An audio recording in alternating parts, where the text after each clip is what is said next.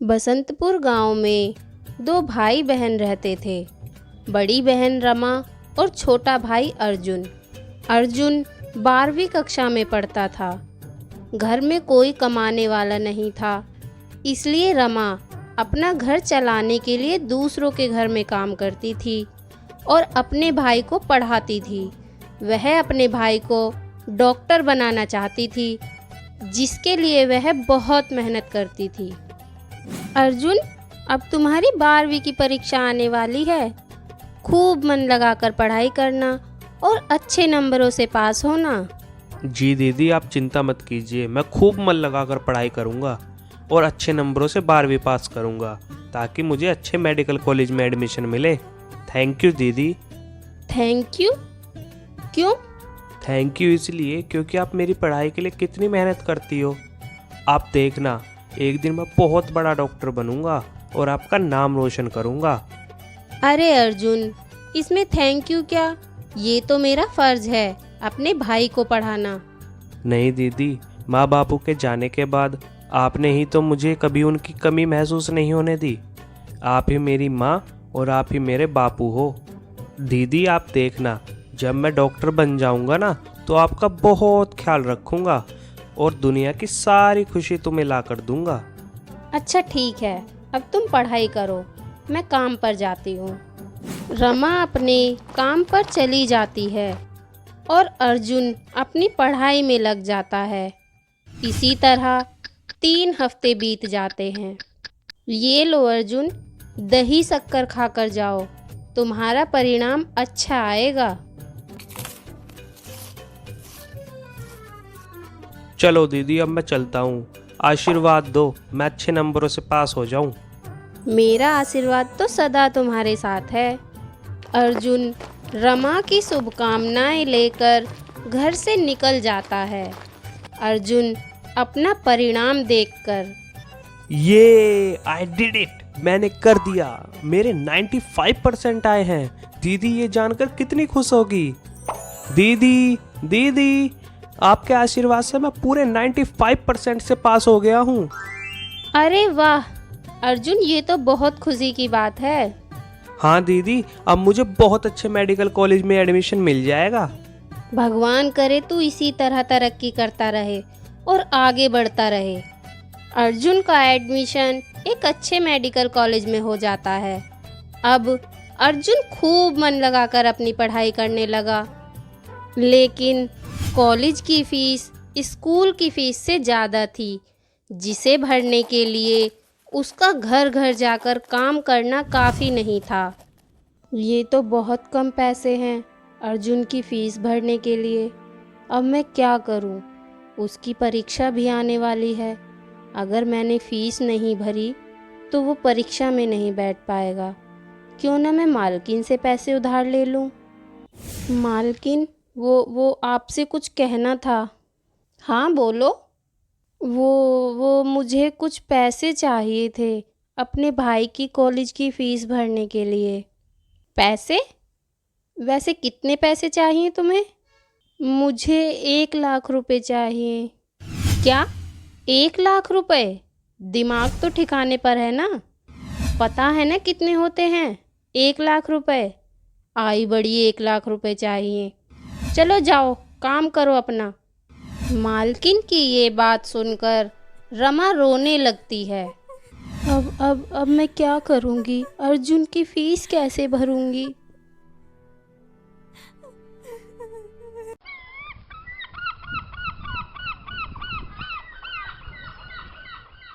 दीदी ये देखो, मैं आपके लिए क्या लाया हूँ।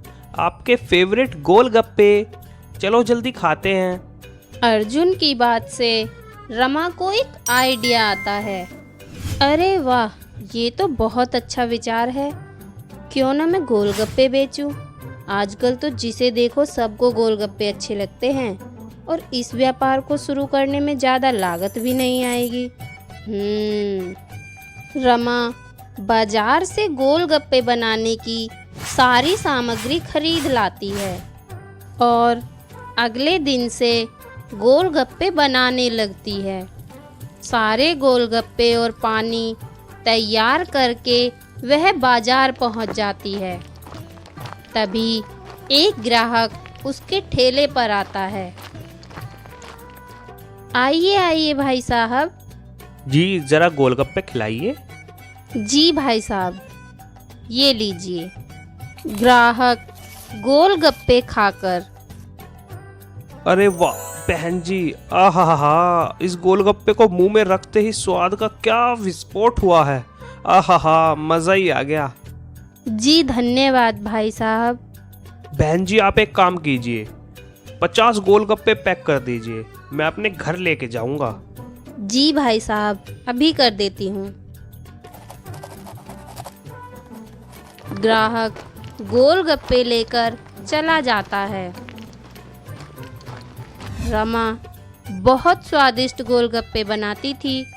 कुछ ही दिनों में उसके गोलगप्पे पूरे गांव में मशहूर हो गए।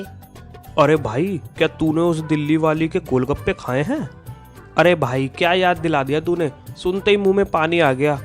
हाँ भाई सच कहा तूने, क्या गोलगप्पे बनाती है ना वो। भाई मन करता है बस खाते जाओ खाते जाओ। बस कर भाई, इससे पहले मेरे मुंह में बाढ़ आ जाए। अरे वाह, मेरा ये गोलगप्पे का काम तो बहुत अच्छा चल रहा है। बस भगवान करे मेरा ये काम यूं ही चलता रहे, ताकि मैं अपने भाई को डॉक्टर बना सकूं।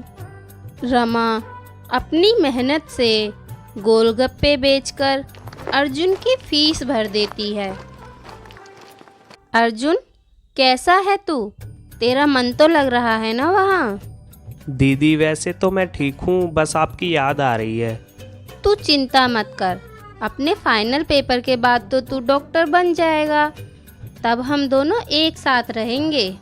हाँ दीदी, आप मेरे लिए कितनी मेहनत करती हो, समझ में नहीं आता आपका शुक्रिया कैसे करूँ। अरे पागल, तू कोई पराया थोड़ी है, मेरा छोटा भाई है, और अपने छोटे भाई का ख्याल रखने के लिए शुक्रिया कैसा। चल अब तू अपनी पढ़ाई कर। ओके दीदी, बाय, ख्याल रखना अपना। रमा अपने भाई की पढ़ाई के लिए बहुत मेहनत कर रही थी। एक दिन उसके ठेले पर कुछ आवारा लड़के आते हैं। अरे गोलगप्पे वाली, जरा हमें भी गोलगप्पे खिला दो। माफ करो भैया, मेरा ठेला बंद करने का समय हो गया है। भैया? अरे भैया बस मैं अपनी बहन का हूँ, तुम तो मुझे सैया बुलाओ। ये तुम कैसी बात कर रहे हो? शर्म नहीं आती तुम्हें? शर्म? भाई रवि, लगता है इसे अपनी शर्म दिखानी पड़ेगी। वो लड़के रमा के साथ जबरदस्ती करने लगते हैं।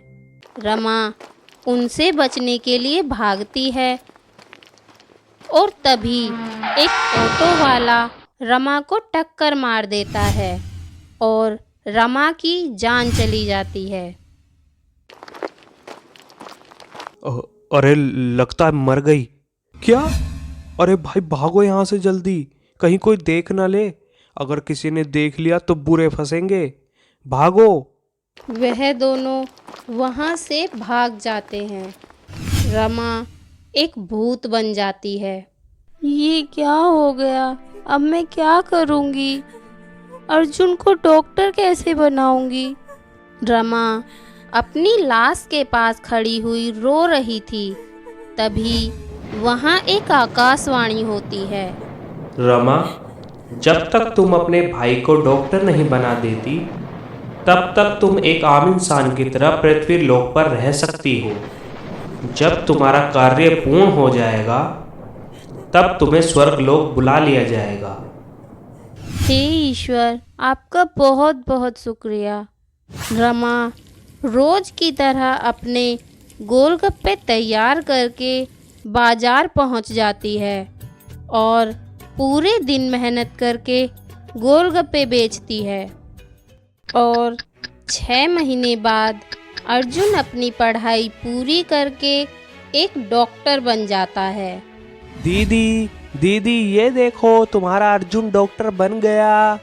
वाह अर्जुन, तूने मेरा सपना पूरा कर दिया। अब मैं जा सकती हूँ। जा सकती हूँ? लेकिन कहाँ? रमा अर्जुन को सारी बात बताती है।